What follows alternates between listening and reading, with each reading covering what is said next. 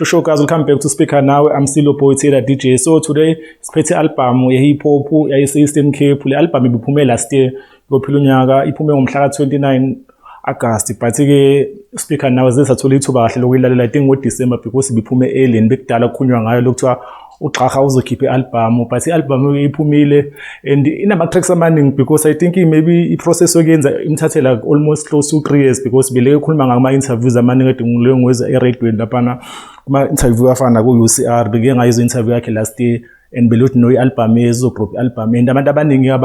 abama-upcoming artists bazodrop ama-album bahlezi bethi ama-album but mase uthi uyayilalela they don't sound like i-album just ingoma lakhe emixi kuba ngathi EP but-ke ekaGqakga album like ngempela album yayizwa introduction yakhona inalo element ukulalela album so ngifuna nje ukhalethe ingoma ezimbale ngizwile because I feel like ngathi i-project izolasta isikhathi eside because abantu abaningi I don't think isifikile kubona because i-marketing yakhona ayizange ibe that dope but-ke ikhona eradweni zadlala ezinye ingoma because I remember there was a single ekhiphe before uBikga yaba big yadlala kuma-TV ku-radio station so I don't think album yakhe isi-reach low level but-ke sikhona ingoma engathi zaqala ukutholwa i-wave right now because ngeke ngabona i-music video yeNgcobo Milano i-shoot music video and nakhona i-music video akhona ushuthele eJozi and abantu abaningi baseNgcobo bakhala bathi no bebefuna ukubona i-hometown yabo ivela laphana but udecide ukushutha eJozi and ama-visuals akhona adophu kakhulu wenze uSibuda laphana ukhona engomeni eningi kakhulu akasebenzeni as I think abantu aba-close naye even na production ukhona kuma-credits so I think abantu okuyibona bane-contribution enkulu ku-album but-ke ngize nje u-album just uqala nge-title lakhona maybe Ghetto Kid Lives Matter so I think moyilalela i-album yonke yezothi no i-story sasekasi even nama-features like ifeaturisha abantu abaningi this is one thing enginoticile khona abantu abaseNgcobo khona abantu abaseMthatha abakoMonti even neKapa oyiphethe neJozi I think watholile ama-features and watholile nama-features abantu ababig because bakhona abantu abafana nabo Flash ukhona uFlash Khumkane ukhona lo mjida lo okuyena intwana ishwala kusenane artist elikhulu MK wase Cape Town but unama-numbers amakhulu and I think omunye umuntu olandela because I know ama-numbers akhe akhona so ikhona ngoma yenze no MK there's also another song akayenze nalo mjida lo uLoli Native lo sane I think besane ku-MT Records I'm not sure usasayine khona but-ke la ikhona ingoma akanayo khona umjida wesayine kwa-Ambitious uSignman ukhona nayo khona ingoma bayenzile nayo insumpu ngalendlela kakhulu so ingoma eziningi zakhona zi-different because zifeaturisha abantu abaningi aba-different from Jozi there is also another feature engizwile I think amajita aseBloemfontein nayo isound yakhona ithe ukuhlwa kakhulu ilakhi le sound le yenziwa uMalume Venter le sound aseLesotho so i-album I think ibalance nge-sound yakhona ine-sound e-different so I think uyirichile lo golo okuthepa ima-sound amaningi and mina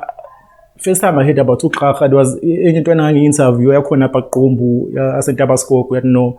kunomuntu when it comes to ama-lyrical abantu aba-lyrical abayise-Eastern Cape especially kwi-Xhosa crap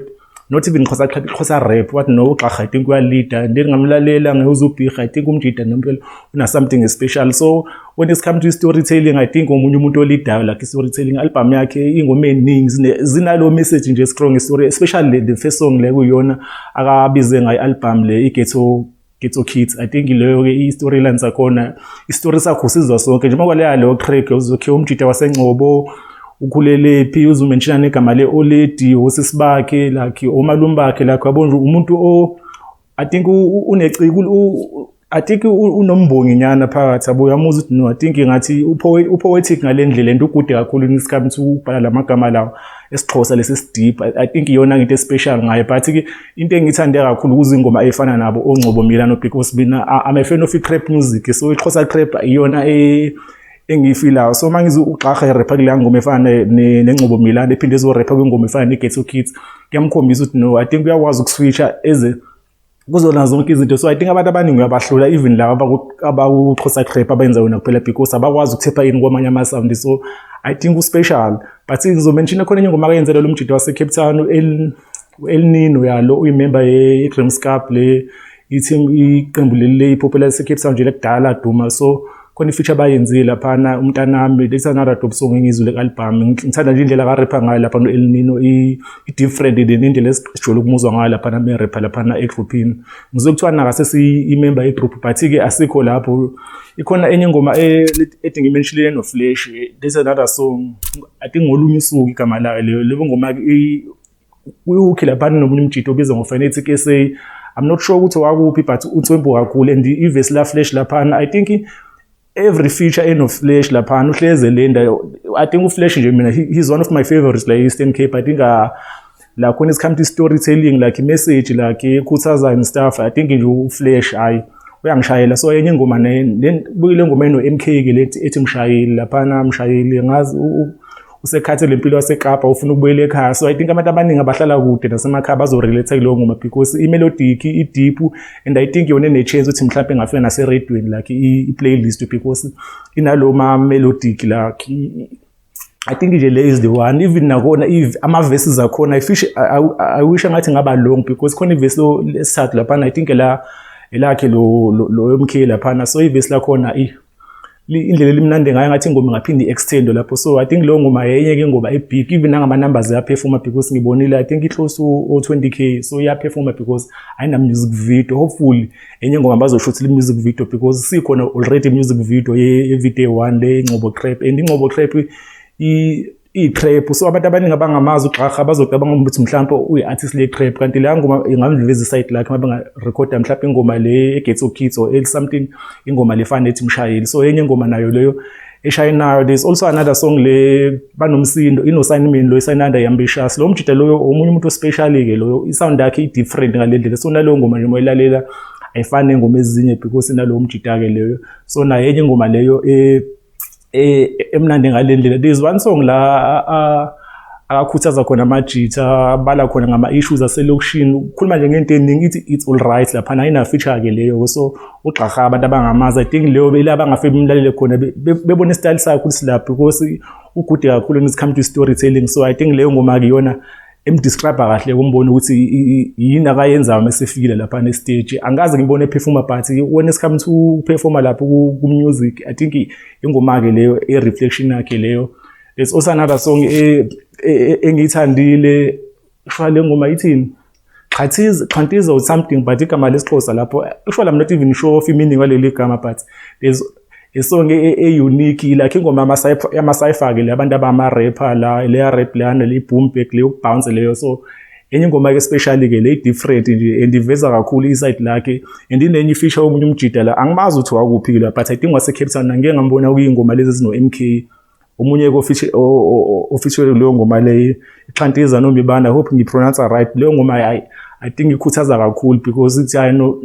if uhleli ayikho into yenza ulinde bana, ngazi ukuthi ithinta even izinto ezithinta ngo-350 laphana ukuthi mhlawumbe uhlele emakhaya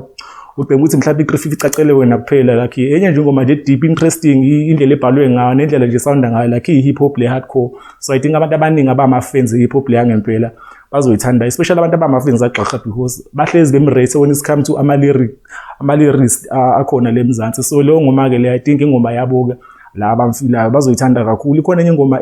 enomuntu anokuthiwa uMbali, uchorus laphana imnandi na ngathi rekhode nje kasi laphana, ama-vocals akhona i-raw ngale ndlela. So enye ingoma nayo engiyithandile kulezi ngoma lezi engizwile. So I think nje because album inengoma eningi angifuni ngize ngimention zonke, mhlawumbe ngagcina kuphela isikhathi. I think uma ngathiwa ngiyirate ngarate ngiyibeke la out of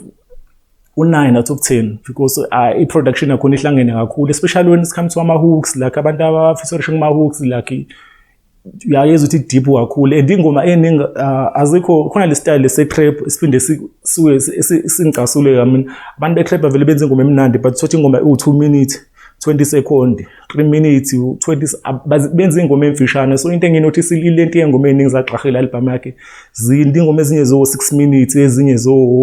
7 minutes, ezinye zinama-verse ayi-3 nama-verse ayi-4. So uyabona no I think ile hip hop le yakudala sesijwayele abantu abarekhodayo, abantu abanganqeni ukubhala because lezi zinto zamanje vele zenza ingoma ka1 minute intontoni ingoma seyiphelile. Noma uyilalela album thothi album yonke uyilalela i-under 30 minutes. So le yaGqagqa inengoma ezu-26 and ingoma zakhona zinde. So I think nje uma ufuna uyilalela uyizwe udinga isikhathi like. So yeah I think ngayivala lapho ususpeaker naso ukuthi I know uGqagqa sambona uspeaker nawe, hopefully so ithola interview one day because there's one guy owade sebenza la eradweni uVJR uke wazama ukuthi esconnected the time ukuphuma interview because the time ukuphuma album last year because uke wayenza interview telephonical no Gxarha so unayo inamba khona and uGxarha ke umuntu wa around hopefully maybe kwamanye ama shows la komthatha sengabounce kuyena maybe who knows mhlambe lapha khona le venue yabo la lapha neNgcobi 50-50 lapha eClubini lapha who knows maybe speaker now sengaba nayo episode esingerecorda khona lapho because there's a connection olapha neNgcobo FMS now it's just that asikafuna ukusebenzisa kwamanje but I think album kaGxarha idope and ngiyafisa ukuzwa amanye ama-album aphuma e-Eastern Cape not ama-EP la kama album because abantu abaningi bayasaba ukuya kule route album because idinga ukuthi wenze marketing like ube ne-PR run nakhona uphinde wenze ne-rollout album I think abantu basaba ama-cost la khona but uGxarha ube nesibindi-ke wayenza and album ephumile solid so yeah shout out to uGxarha so speaker now so ivala khona la sekhona ku Twitter @speaker nawe sikhona ku Instagram speaker nawe sikhona ku Facebook nakhona speaker nawe sibe khona ku Twitch speaker nawe sikhona ku Audiomack na ku SoundCloud speaker nawe we out.